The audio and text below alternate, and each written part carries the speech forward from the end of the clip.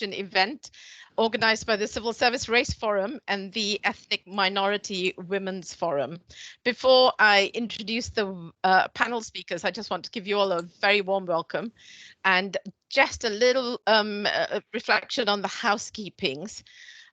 People will need to be a little bit respectful and mindful, please, of those who are talking or sharing.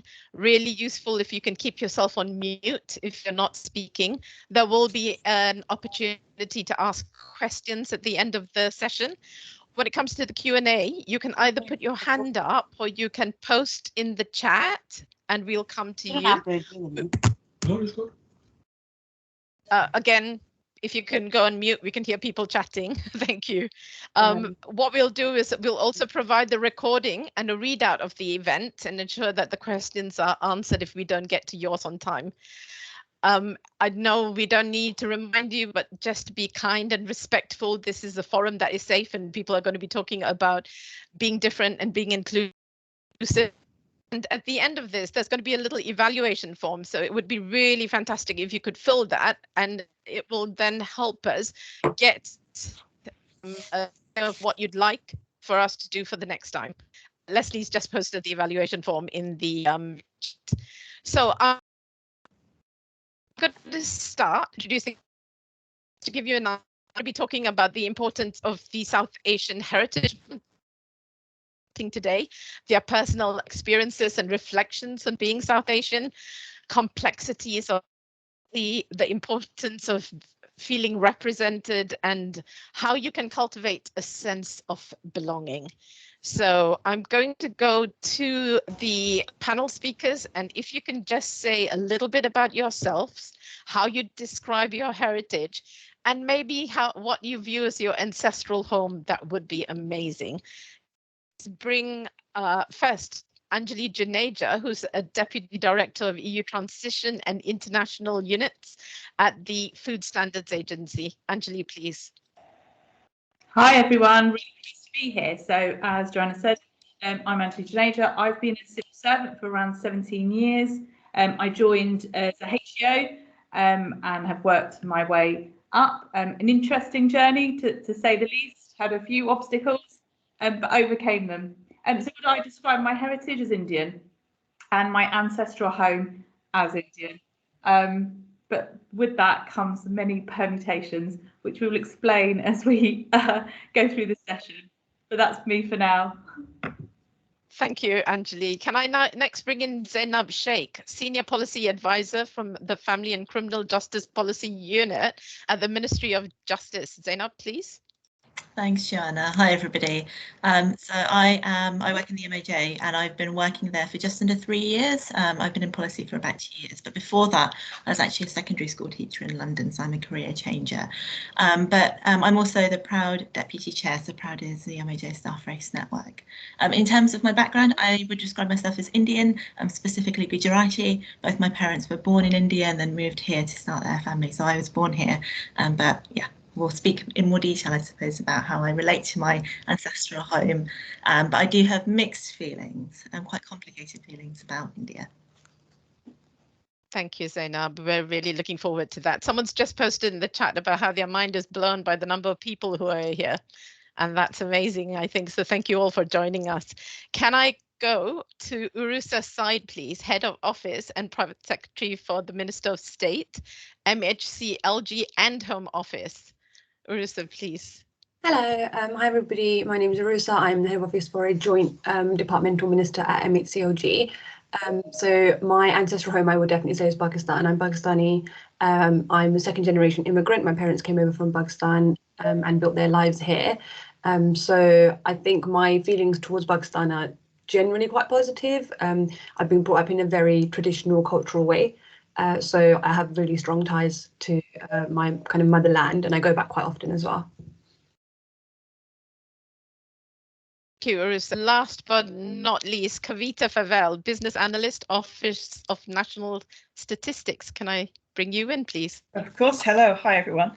My name's Kavita. I am a British Indian. I was born here. My parents, like some of the others, came here just after they got married, and about 3 years later I was born. In terms of, they are, well, my mum's Hindu. My dad, I think, would probably describe himself as atheist. I think I've taken after his side. So I don't have that religious connection with a lot of my family in India. And I also have a lot of family in the USA. So actually, I would say almost half and half. It's just where they've ended up. I don't really see India as my homeland, my ancestral land, absolutely. But homeland to me means something different. So when you get the catcalls that some of us will probably have recognised, you know, oi Paki, go home. I am home. This is my home. This is where I was born. So yeah, it's a complex thing, that question. It's a difficult one, isn't it? Kavita, thank you so much for that. Now, I'm going to jump straight into the questions. The panel members are going to put their hands up if they want to join and have something to contribute. I'd ask the audience to just hang on until the Q&A comes, but feel free to post observations into the chat bar. A reminder that this is being recorded. If you don't want to be on camera, please put your don't let us see you, and just to be mindful that this will be recorded and shared within the civil service. Anjali, can I bring you in first? One of the things that is really important, I think, for a lot of people is being able to bring your authentic self to work. Sometimes when I want to wear a traditional outfit to work, I think twice and I wonder why I need to think twice. I didn't need to do that in Malaysia, where I come from. What do you think? Do you feel comfortable about your authentic self at work? What is your authentic self? And if not, why? Thanks, Joanna. So do I now feel confident to bring my whole self to work? Yes. Was that the case a few years ago? No. Have I been through a journey? Absolutely. Let me give you some examples. So I'm Hindu. And when I got married, we wear a traditional necklace, which is a symbol of being married. I also wear, some of you may recognise, sindoor, so it's some red powder in your hair. I'm proud of it, I wear it, and when we go to weddings, I used to have henna on my hands, mendi. At the time when I first got married, I had a number of comments, one being, oh, you've got some red pen mark, oh, there's still some blood.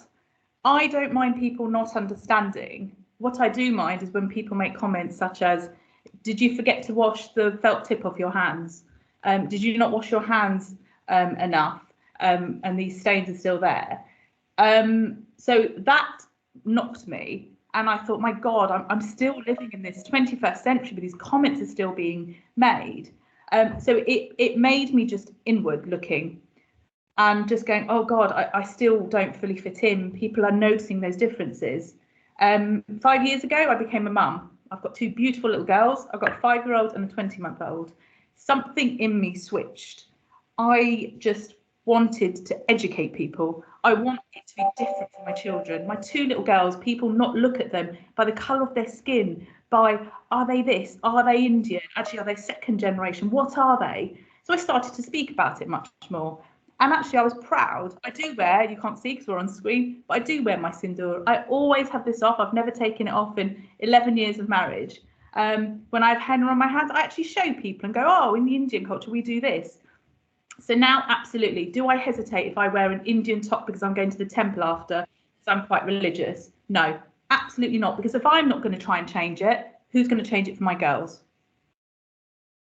Thank you, Anjali. That's really interesting. Kavita, I'd like to bring you in. Now, you're British born and you don't feel as if you are Indian, like from India, which is a different cultural thing altogether. Absolutely. What are your experiences? Yeah, I mean, I think one of the things we were going to talk about is stereotypes, and there is an assumption sometimes that some people will make that if you have an Indian background, that you must therefore follow the religion, be very, very strongly linked to the ancestral homeland, celebrate all the festivals. I actually don't speak Hindi. When my parents came to England and had us, there was a brief period where the advice to new parents of immigrant children at the time was, speak English to your kids, don't confuse them, they'll do better at school. Now, it was only maybe, I don't know, 10 years later that actually that switched and everyone's like, no, as many languages when they're young is great. They will not have any problem adapting when they get to school. But by that point for us, you know, when you're a 10-year-old kid, it's very hard to then bring that in. So actually, I don't even speak Hindi. I mean, I probably understand it. So that link of what identity is and the assumptions people make that, oh, well, you don't celebrate Christmas, do you? Let's do this. And I was like, actually, my family do celebrate Christmas. We actually celebrate festivals from lots of different religions because of the friendships that we have. But it's those assumptions about how, let's say in my case, how Indian you are versus how British you are. And for most people that I've met, we are all somewhere on a spectrum. You know, some people that I know are very, very much connected. They've been brought up in the same culture as their parents as much as possible. Others perhaps more like me, where that's not been the case. And I think the key thing for me is not to make assumptions. Kavita, that's really interesting. Can I ask whether there's any backlash from the other side? You get people from the South Asian community looking at you and then saying terms like God. coconut. I was just about to say coconut is the one. Is it difficult in that way as well? It used to bother me when I was younger, and I felt quite defensive about it.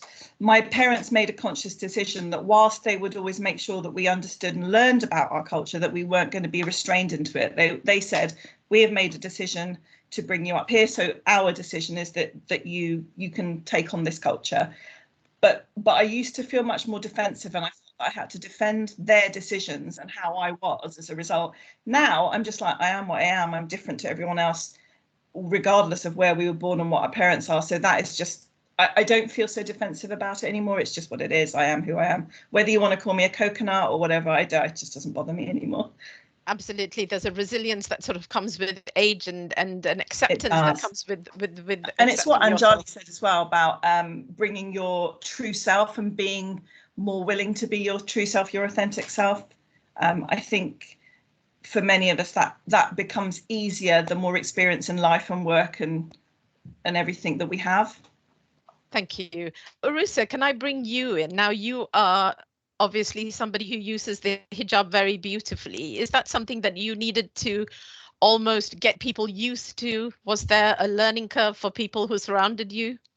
I think initially there is one. So obviously the hijab is not a symbol of kind of my South Asian heritage, it's more of some religious one.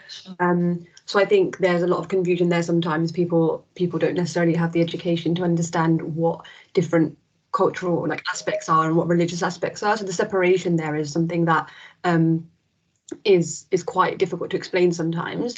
But I think in terms of authenticity, it's about it's definitely a journey, like Anjali said, because you never kind of come in feeling completely comfortable. And if you do, then that's fantastic, and I envy that. But I think growing up in this country, being visibly quite different from people, and having a different kind of where you eat different food, you wear different clothes, you speak a different language at home, everything can be quite alien. And actually, I think initially my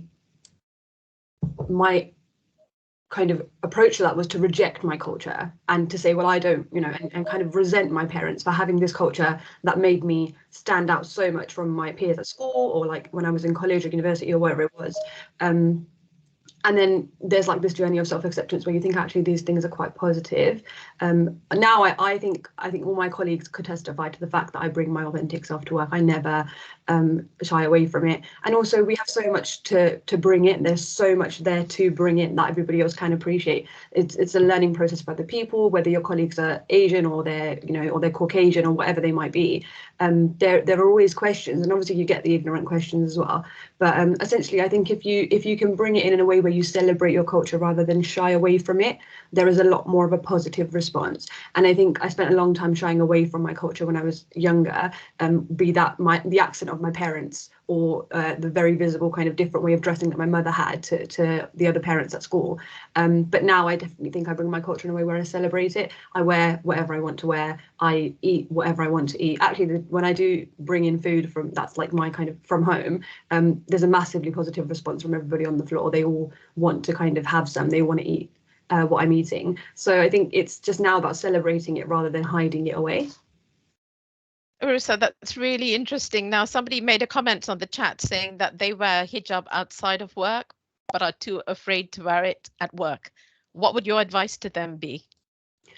I think that's completely understandable. I am very up and down with my hijab as well personally. I've been wearing it for 18 years now, which is a massively long time, and it's part of who I am now, so I couldn't take it off. But of course, when I come into work in my comfort zone with my team and the people that I work with on a daily basis, I'm very comfortable wearing my hijab. But when I know that I've got a meeting with kind of external stakeholders, or I've got a meeting with a minister, because I'm in private office, so I've got a meeting with a minister where other ministers are going to be on there, I always think to myself, do I need to wear my hijab in a different way? Do I think I need to look a bit more, and this sounds really bad and I'm going to say it, and I don't know how it paints me, but essentially like progressive. Do I need to be wearing a certain style of clothes with my hijab that won't make me fit the stereotype of, you know, oppressed Muslim South Asian woman? So these are things that we think about all the time. It's not, you're not alone in thinking it's really uncomfortable, it's really scary wearing my hijab to work. But my initial kind of advice would be, if it's something that you view as necessary or important, then I don't think that other people's perception should stop you from doing that. You need to wear it loosely if you want to wear it, you know, just build up to the time where you're completely comfortable. But I think shying away from it because you're scared of people's perceptions, what you'll find is people are overwhelmingly actually accepting and positive, especially in the civil service where you have so many different types of people. If you're worried about the kind of professionalism stance of it, where you think, oh, I look less professional, that's always a thing. I've learned to kind of style my clothing and the way that I dress around my hijab, that still makes me look a bit more like I'm going to work and not just kind of doing something else. But yeah, I think definitely put it on if you're comfortable with it. And if you think that other people are going to react badly to it, do it in stages. You don't have to full on come in a hijab and an abaya straight away. You can build up to that. Thank you, Arusa. So many nuances to the way we dress and the things we bring to work. Zainab, can I bring you in about your authentic self at work? What are your experiences? It's really interesting to hear what everybody else has said, because I can relate to kind of like parts of all of it. So for me, I definitely kind of felt quite, well, I would say embarrassed, actually, to be completely blunt, about my background for a long time. Being a teenager, you know, you are very aware of your kind of differences, of whatever there might be. And it just so happens, you know, in my case, the one that I really focused on was my ethnicity and my religious background as well, because my family are Muslim. And it's only through moving away from home, actually, that I really kind of found a sense of peace and acceptance with my kind of Indianness and with my kind of family's religious background as well, because there's that distance and you have to make then an active choice to actually bring that into your life. And so I'm far more kind of proud about it, very, very proud, as I should be, I think, about my background, about the kind of complexities of being South Asian and being British as well. And I'm more than happy to kind of talk about it at work. I would say it's not kind of something like, the last time I went to India, for example, was more than 20 years ago. So it's not something that I have a very, like the ancestral homeland, I don't have a super tight and close relationship with it. But I would say I still identify as Indian as much as I do British. And so when people talk to me about my background, that is what I talk about. And I do talk about the fact that my family are celebrating Eid and I'm going to go and spend some time with them. We're going to eat biryani and samosas and all the rest of it. Or talking about, you know, other aspects of my background and identity. So although kind of, I wouldn't say it's kind of like at the forefront of how I present myself at work, for example, it's something I am more than happy to bring in and kind of make it part of who I am and talk about it with people. I do think there are still lots of stereotypes about South Asians in Britain. I do think the way we're viewed is still very much almost like 20 years ago, very 2D, you know, it's curry houses, it's arranged marriages, etc. And I do think there's lots more to be done to kind of challenge those stereotypes, but I do think it's changing slowly, too slowly, I think, but it is changing.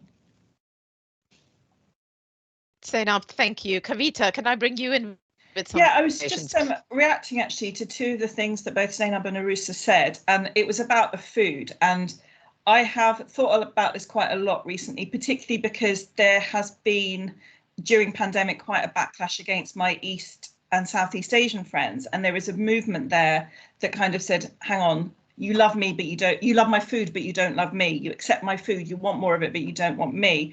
And I think sometimes that applies to us. So I don't know about you guys, but when I was a kid, you know, there was that, oh, you've bought a really smelly lunch, you know, that kind of thing. And yet now everyone's desperate for the food. But like, well, hang on, the food is not all South Asians are. There is so much more. So if you're going to get all enthusiastic about the food, at least do us the respect of finding a bit more about where that food and what culture it comes from. I think, yeah, that is just something that I thought of when both the ladies were speaking and food came up.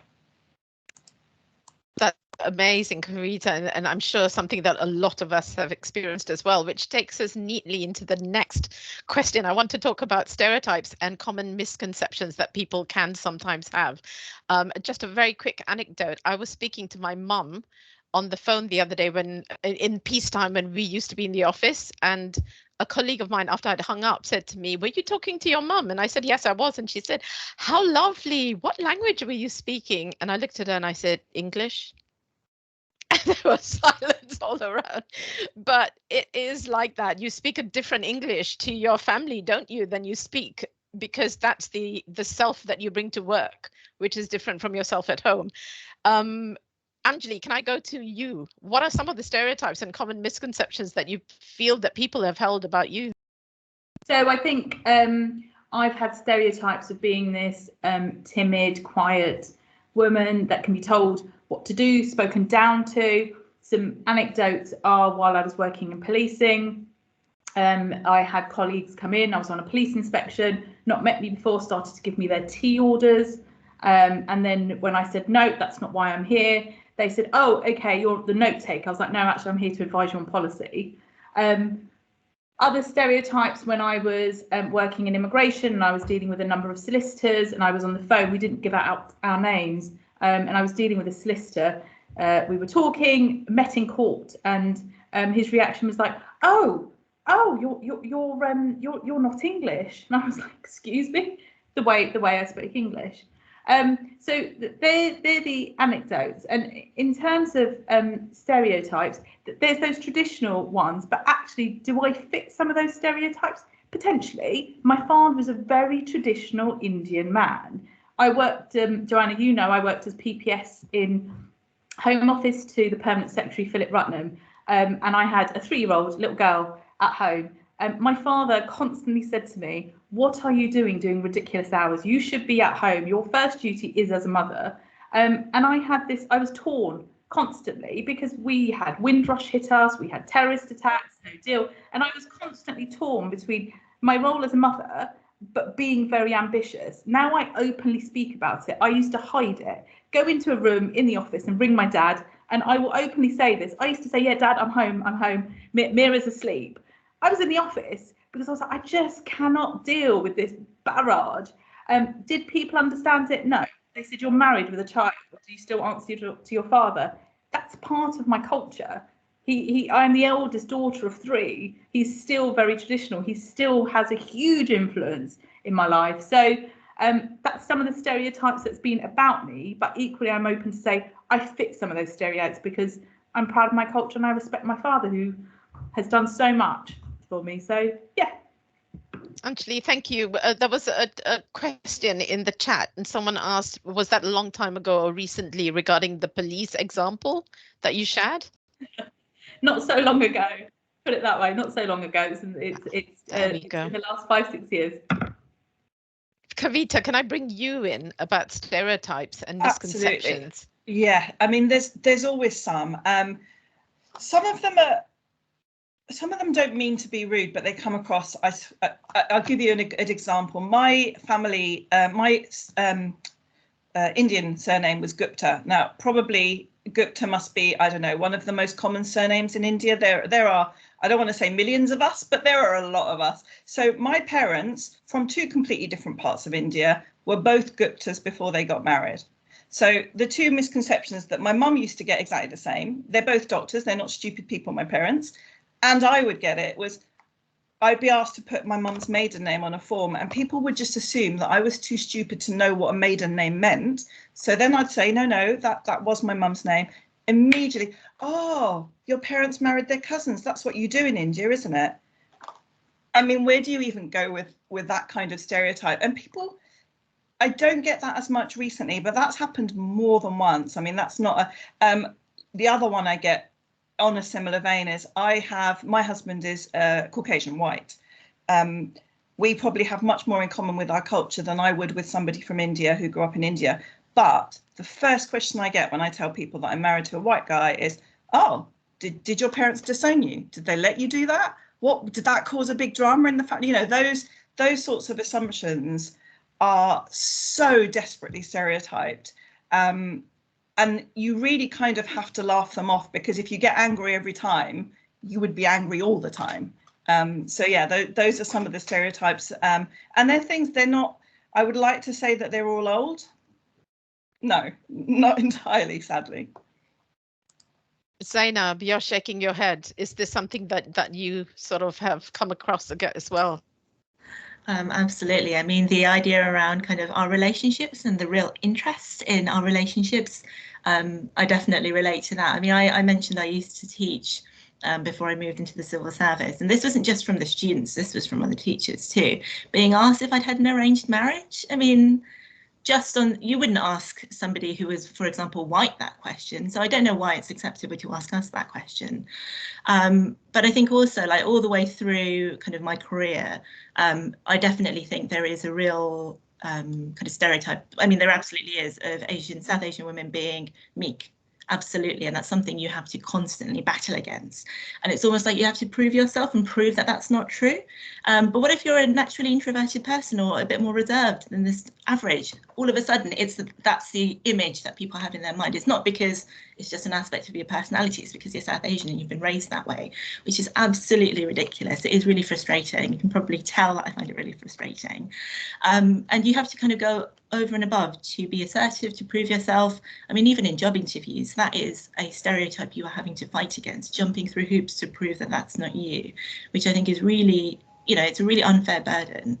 But I also think another stereotype that kind of you hear a lot, and I've definitely experienced, is this idea that you need saving from an oppressive culture, from your religion, whatever you want to call it, that you can't do it yourself, that you are under the heel of your father or your mother or whatever else, and that you need somebody to come along and be your saviour. And it is frustrating, because that does disempower you, that takes away your agency, that kind of like implies that you need other people to advocate on your behalf.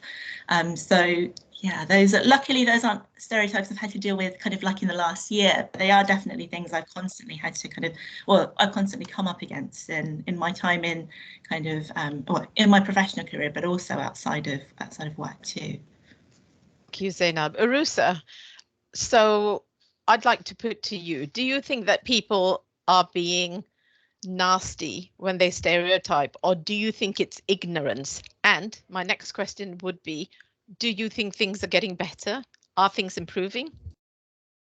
I'm not going to go as far as to say that people are nasty, but I think actually there is a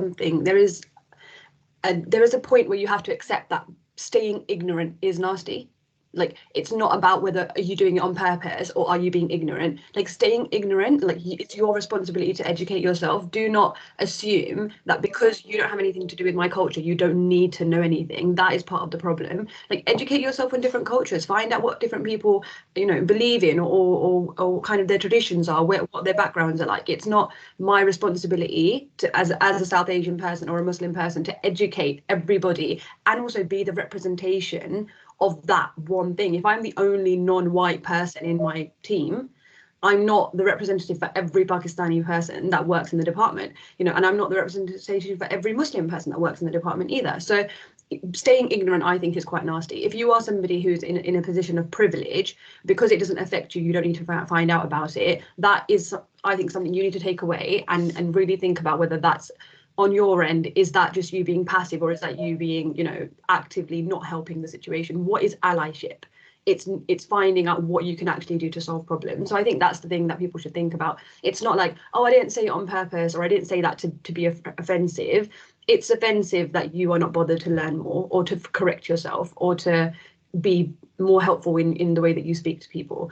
So I think I would really be very hesitant to allow people to separate kind of ignorance and nastiness. It's all kind of hand in hand. Don't assume that you can just say, oh, I was ignorant, I didn't know anything about it. You can go and find out. There's so much stuff out there right now. Like, it's not even a case of the internet doesn't exist anymore. You can go and find out, ask questions on Google before you come back and kind of say something offensive to someone, if that's your kind of major source of information. But I think that's what I would say about that, is like, and I think, is it getting easier? Not really. I don't think it is. I completely I can understand Angeli's point about going into a room full of people and people think that you're there to take notes or to take a coffee order. And I have made it a rule, and I think everybody in the private office that I work in, the wider private office family as well, knows it's one of my rules that I do not ever, when I'm onboarding a minister, ever ask them, what do you like to drink? I don't. That's not my job. That's not part of my role. And I don't care if everybody else does it either. I'm not going to ask them, what do you like to drink? If my white colleagues are doing that, that's fine. You've chosen to do that. I'm never going to ask him that, and I'm never going to, or her that, and I'm never going to go and get their coffee order either. That my minister, very thankfully and very hopefully, does go out and get his own drinks and lunch, and I never do that coffee or lunch run for him, because I don't think that's part of my role. And I think that's an active kind of reaction to people assuming that I have been there to take coffee, or I have been there to just kind of be a supporting act in the room, and they don't take me seriously because I walk in with a hijab. I get weird looks. I work with people. I work with lords. I've worked in Parliament as a parliamentary assistant before I worked in the civil service when I was a lot younger. And ageism is a whole different kind of conversation, but and I walk into a room and people would be quite surprised that I was in there, and the looks that I get. And you've spoken to someone on the phone, like Angela was saying, and then when you go in front of them, their faces kind of drop. I've had that in interviews, I've had that in meetings. It's not getting better, because the representation, or the kind of like diversification of the workspace, is happening on lower levels. We are here on lower levels. We're EOs and HOs, and some of us are grade 7s, and then when you get to like SCS, there isn't that representation. So I don't think it's getting better, because actually we do, to a certain extent, and this is kind of a reflection on myself, we do to a certain extent also, in order to advance, we disassociate ourselves with our heritages, because we feel like the higher up you get in your career, the kind of whiter or the more British or the more English you have to be in order to get that role. I'm guilty of it. I've definitely done it, where in order to advance, if you listen to my brother talk and you listen to me talk, the accents are completely different. I have absolutely whitewashed my accent to kind of sound more professional on the phone. The way that my language works is so different to the way that my family's language works. And that is an attempt of myself kind of saying, in order to advance in my workspace, I do need to disassociate myself with that lexicon or that accent or the way that I sound. So it's not getting better. We do dumb ourselves down culturally and ethnically to do well in the workspace.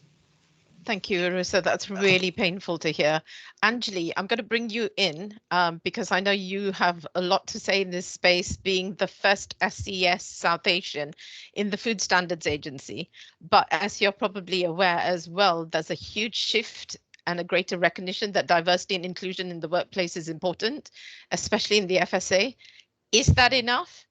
And how can organizations create a sense of belonging for everyone?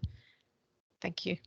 Thank you. So, Joanna knows I'm very passionate about this agenda. I don't see many people like me at SCS, and Arisa, you're right. As I look up, I go, okay, actually, I'm ready for my director. Who's going to help me? Who's my sponsor? And then I think I'm going to do it myself. I've done it up until now. I will do it myself. It makes me sad that you people dumb down. I've gone the other way, and that's come from having 2 little girls. And I'm just like, actually, this is me. This is my heritage. This is how I speak. And some words and pronunciations which I've picked up from my dad, I'm like, it is what it is. Don't correct me. That's how I speak. So it makes me sad if you see that. But there's others of us in the SCS who will continue to be proud of it. Joanna, in terms of your question, is enough being done? No. I'm on a leadership course. I'm very fortunate that my chief exec at the Food Standards Agency is a massive advocate for diversity and inclusion. So I'm on a leadership course where I am calling some of these things out. My view is I think there's the will. We've had George Floyd, we've had Black Lives Matter, we've had Windrush, and I was at the heart of the Home Office when that happened. I think there's the will. I think a little bit, personal view, there's a little bit of initiative overload. Let's do this, let's try this, let's do some stats. My question is, are we getting to the heart of the problem? What is the underlying issue? What's the deep-rooted issue? My view, education. Understand cultural differences. And just on that, I want to give an anecdote. I was on a panel for an SCS pay band 1, where I was asked to sit, and it was really interesting that all the people that got through, very competent white men, but I will say this, they were very, very competent. In terms of experience, did they match mine? No, but there's a reason I mentioned that. So we marked them, and I said to my colleague who was a recruiting manager, I said, what's really interesting is I'm way more experienced than them. I would score less than them in an interview. Why? I do not have that bloody confidence to go, I'm already acting at pay band 1. I've done this. And she said, what do you mean? I said, but that's cultural. It's being female, but also cultural. I have not been brought up that way. I just can't do it. And recently, a director general said to me, he spoke to me about an application I did, and he said, Anjali, when I spoke to you and I saw your form, I thought it was 2 different people. You did not sell yourself. So is there something not working in the HR process? I am absolutely in favour of open and fair competition. Do not give me a job because of the colour of my skin. Do not give me a job because I'm a woman. I want the job because of my skill set. But is there something about the system that is not adapting to cultural differences and the way individual cultures may work? So that's my question. So I think, yes, there's the will. Are we fully there? Absolutely not, because I don't think anyone's prepared to have those deep-rooted questions, which I am starting to do, by the way. I am absolutely up for it and have challenged a number of perm sets on it. Thank you, Anjali. That's really interesting. And you're absolutely right. If you do get the job, then you ask yourself, under that imposter syndrome, oh my God, did I get it because they were trying to tick the diversity box? I said that to my husband when I got the head of private office job, and he gave me a yearful. And, that was really interesting that his conception of what it was completely different from mine. Kavita, I'd like to bring you in for your thoughts on this subject, but I'd also like to ask you, how can we equip colleagues and others in our lives to understand the impact of such behaviours? Well, the reason I wanted to come in is because for the last, 9-10 months, I've been part of a scheme at the ONS for reverse mentoring. So where obviously junior staff will mentor someone senior to them, and when they set that up, they particularly approached a number of the networks, so the BAME network, diversity, various different networks that we had for minorities. And one of the discussions, in fact, we've gone back to it several times, that I've had with my senior mentee, is how to think about the cultural impact of how people present themselves as interviews from the cultural basis. So I gave him examples and said, my mum is a doctor, as I mentioned earlier, but she's also done a huge amount. She's written for journals, she's trained others, she's come up with new programs. And I remember when she was writing her CV, I was about, 17, 18, maybe a little bit older. And I looked at it and it was just so little to it. When I sat her down and started quizzing her, all this stuff came out and it was just immense, And I said, well, why aren't you doing that? She goes, well, we don't really do that. And I was like, everyone else going to that job does that.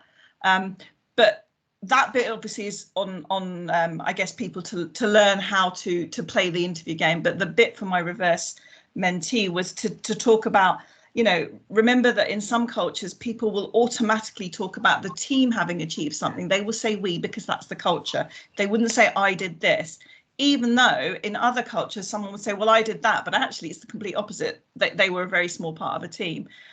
So there were lots of small suggestions about things that he could ask and follow up and pull clarification to try and delve into when they're presenting it. Is it part of a cultural not blowing your own trumpet? And to overcome that, he could ask extra questions. So it's only a small set of conversations, but I know that he has told me since that it's impacted his sifting and interviewing, but also that he has passed those conversations that we've had on to quite a few of his colleagues at that level. And that makes me really happy to see that people are open to finding ways of overcoming those cultural differences. So there are solutions if people look hard enough. That's really it's not perfect, but I think if everyone's moving in the direction to try and overcome the barriers, I think that's the next step, isn't it? I think. Zainab, any thoughts on this subject before we move to the next one? I think the kind of point that Kavita was making about the differences in How you sell yourself is a really, really important one, a really, really interesting one. So like I said, I've kind of changed careers, and one of the things that really surprised me about civil service interviews is how, even with the change actually over to success profiles and so on, even then, I think the structure can sometimes limit the ability to draw information out from somebody who might not be willing to say, well, I did this and I'm amazing and I'm really confident from the outset. I think I definitely think it's a cultural thing. I definitely think it's a female thing as well. I think women are definitely socialized to defer to kind of like the collective a lot more than men are. But I also think culture is a big part of it. I mean, I look at my family and I think the difference in terms of gender and kind of confidence is huge. Not to say that the women aren't confident, but they just express it in a very different way, and you have to draw it out of them. So I think the point around interviewing and that being the way into the civil service in the first place is a really, really interesting one. And that's before you kind of even start to look at how are we promoting the civil service to people from different ethnic minorities. Are we getting them early enough? Are we talking about the fact that there are people, perhaps not in the SES, but definitely at Band B, Band C, Band A's as well, where there are, you know, ethnic minority models that they can look to? I don't think we're doing enough of that across the civil service. There are programs, but I think we could definitely be doing more to put the civil service on the radar of people like me. I wouldn't have even thought about the civil service when I was in secondary school because I didn't know any civil servants. I went to a state secondary school in East London, and you know, my idea of what success meant was very, very heavily influenced by my parents. It was being a doctor, being a lawyer, etc. It wasn't joining the civil service. That wasn't even an option. So I do think there's more we could do to even kind of open that up as a horizon to young people from ethnic minority backgrounds. Zainab, a totally pertinent point, and segues nicely into my next question. Representation really matters. I'm very quickly going to go around. I realized that we're running a little bit late and people are quite eager to ask questions. So role models. Kavita, who's your role model? I just need to fill in a tiny bit to explain my role models. When I was a kid, the only South Asians you would see on TV would be a very stereotypical Indian or Pakistani family on EastEnders, and the storylines were as stereotyped as you would imagine.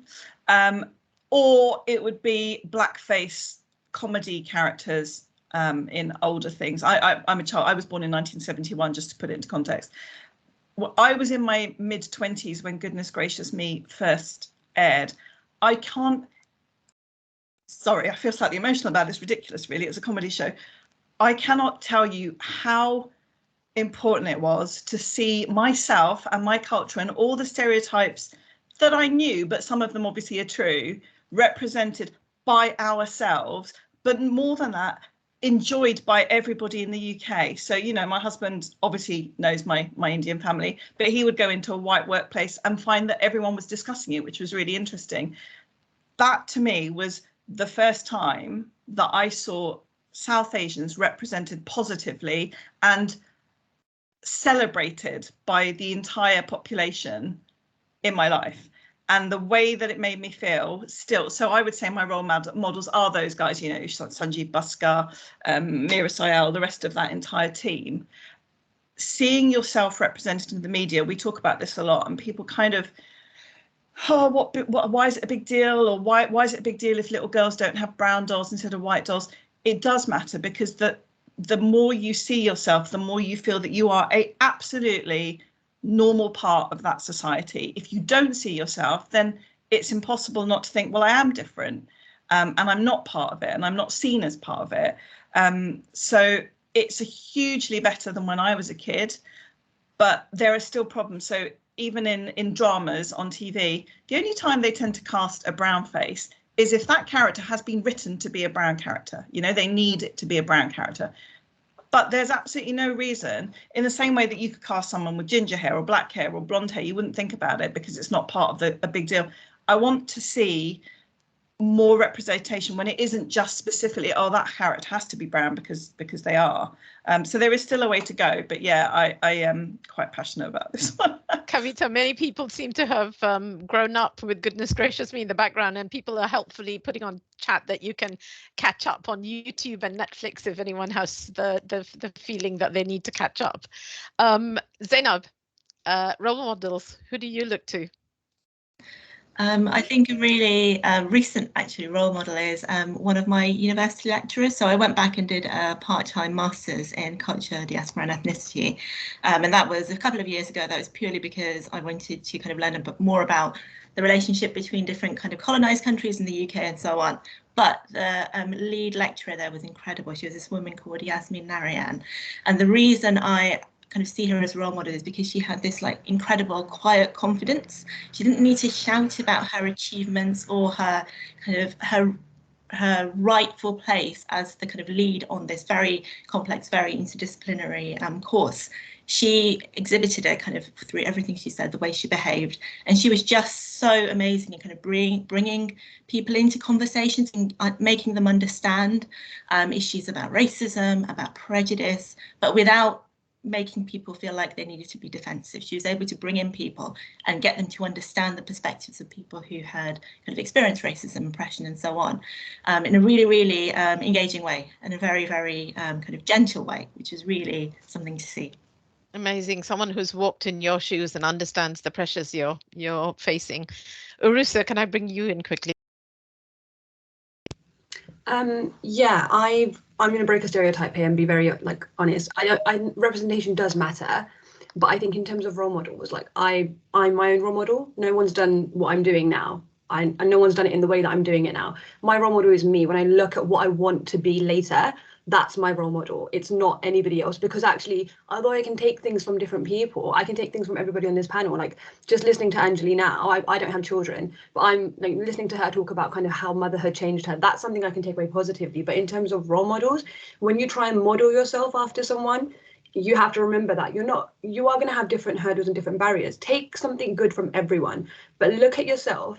Decide what you want to be and make that person your role model and just work towards that, because your journey is going to be so different to everybody else's. I'm a Muslim person. I'm also, I'm also a South Asian person. I'm Pakistani. I'm also a minority within a minority in that I'm not, I'm a Shia Muslim, which makes me, kind of othered from a lot of Sunni Muslims. So nobody's done it the way I'm doing it. I'm doing it my own way. And that's what you should be doing. Create yourself in the image that you want to see. Don't just look at someone and think, I need to be that person. But yes, representation is very important. When I see brown faces, of course I feel more comfortable. That's absolutely normal. Anybody who's listened to me go on about Riz Ahmed knows that I've been in love with him since I was 18 years old. But the things that he's doing, kind of, do you know what I mean? Like just bringing Asian voices to the front, that is very important. But ultimately, you need to be the change maker. There are not enough people for you to just rely on everybody else to be change makers and you just follow in their footsteps. No, it's got to be you. Very cool, Larissa. Be the change you want to see. Anjali, very quickly, can I bring you in as well? I don't know how I follow that from Arusa, but fortunately, it's on the same theme. I don't have a role model, and it's really sad because I, growing up, couldn't see anyone that I looked around and went, I want to be like you. Actually, my role model was my dad, because I looked at him and how much he did for his 3 little girls when he first came over here, and how much he sacrificed to bring us up, educate us, do the best he possibly could in the civil service. I look around and go, who do I want to be like? Who's done it like I've done it? I've got 2 young children. I've done private office. I've done this. As Marisa said, I can't put it any better than her. Have faith in yourself. And that's definitely my motto now. I will do it myself because I'm determined to. Thank you so much. I'm going to say something that on behalf of the audiences here, we have seen 4 amazing role models on the panel today for us to take away. So thank you very much for all your thoughts and for sharing all your experiences with us. I'm very quickly going to open to the audience if they have any questions. Otherwise, just to say that you are all amazing. That's what Louisa says. So, and I'm sure a lot agree with her as well. If there are any questions, can you please put your hand up? Lorna Kennedy, can I bring you in, please?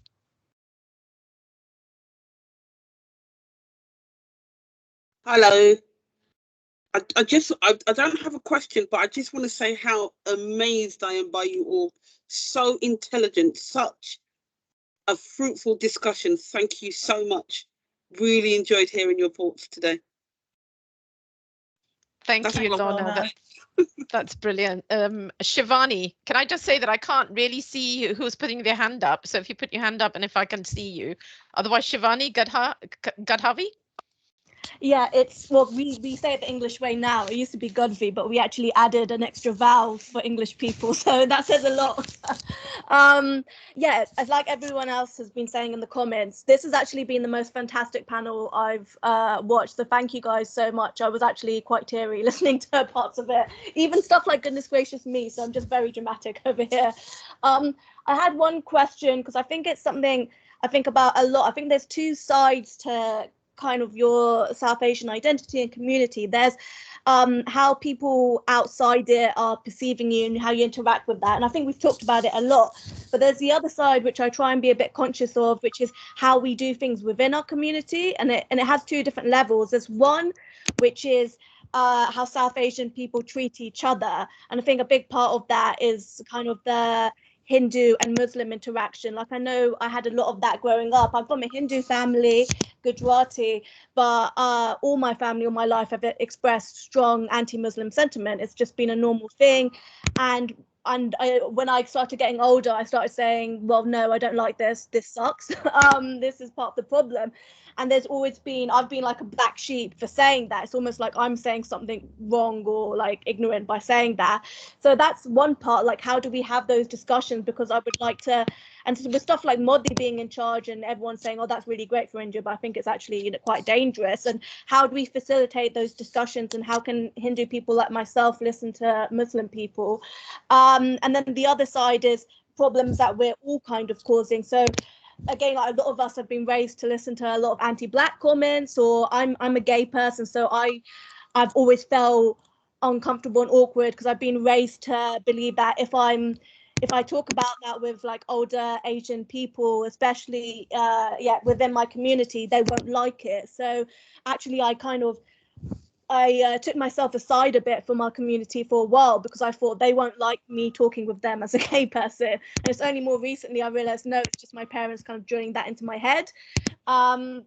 So yeah, it gets a bit confusing. I know we can't tackle all the things. We were trying to, you know, talk about civil service and how to do better and how to get people to like interact with us better. And there's also then all this stuff going on. But I guess, yeah, how do we also think about being the best versions of ourselves and treating each other well is my question. Thank you for that question. Can I just ask who on the panel wants to pick that one up? I'm just conscious that we've got other questions asked as well. Zainab, will you go for it? Yeah, I talk about kind of one aspect of that question, the kind of Indian, the Hindu and Muslim aspect of that, because I think that's something I think about a lot. As I mentioned earlier, I'm Indian Muslim, and I definitely think the political rhetoric in India at the moment and the communal violence that has been happening for kind of the last couple of decades definitely makes me rethink how I view India. I don't necessarily think of it as home. The stories I've heard from my family about what they've experienced when they've tried to rent flats and things like that under a Muslim name, again, that makes me really rethink whether I want to kind of spend a lot of time there in the future. But I do think, speaking to people like my grandparents about when they first moved here in the 60s, in the early 70s, and hearing about their communities, they were friends with everybody regardless of whether they were Hindu, whether they were black, because you had that common experience of being a first generation immigrant, and you had to band together. This was happening in the 70s, so you had to band together against the National Front, and those are the people who were going to be there for you. And I think we've really lost that, and I think kind of the language around identity has definitely encouraged us, I think, today to think about ourselves in like very kind of divided boxes. So I am, I'm Muslim, or I'm Hindu, or whatever, rather than I am Indian, or I am South Asian, or I am a second generation immigrant.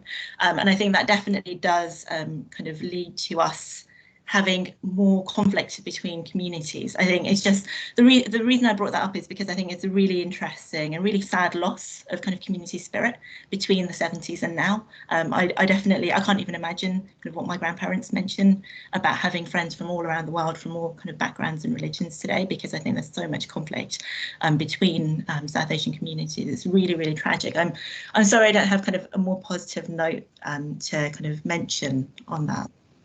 Thank you, Zainab. It's a really complex and diverse landscape that we need to tread quite carefully through, isn't it? Carla, can I bring you in? I know you've been waiting very patiently. Yes, hello.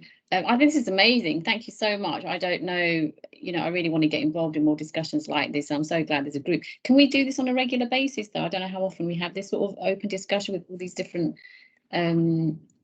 people. So that would be really nice, and just to hear your views, and I can contribute as well. I'd really like that, and I've really enjoyed what I've been hearing. And I agree with all of you. You're all amazing. And thank you. I'm just glad to be proud of it. Thank you. Thank you, Carla. Carla, you can join the Ethnic Women's Minority Forum, and you can join the Civil Service Race Forum, and there's several events like this that will come to you. And the Ethnic Minority Women's Forum, will one of the members committee put that link in the chat? Oh, there we go. Rohini's just done that. Thank you. Ladies, we've got 2 minutes to 1 o'clock, and that's our cutoff point. I'd like to thank our panel members for being so amazing, for being the people that we want to see as role models, and for talking so honestly and putting yourself out for the audiences to listen to and take such great hope from, I think. I'd like to thank the audiences for giving up your time to join us. I'd like to thank the Civil Service Race Forum and the Ethnic Minority Women's Forum for putting this event together. May there be many more of this kind, and don't forget to please fill out the evaluation form, because it will then give us a very good idea of what you want to see next. Thank you all for your time. Before we go, I just want to say a massive thank you to Joanna. She's thanked everybody else, but she also deserves a big thank you for being a host. When I started to organise this event, I didn't realise it would be so amazing. So I'm just sitting in awe that this event has gone so well. So now there's an appetite for more events. I'm happy to throw another one in collaboration with the Ethnic Minority Women's Forum. So thank you all. Thank you for all coming to the. Thank you, Leslie. Thank you, everybody. Have a good afternoon. Bye, and a good weekend ahead. Take care. Everybody. Bye-bye. Bye. Members, can you stay on the call for 2 minutes, if that's okay? Bye.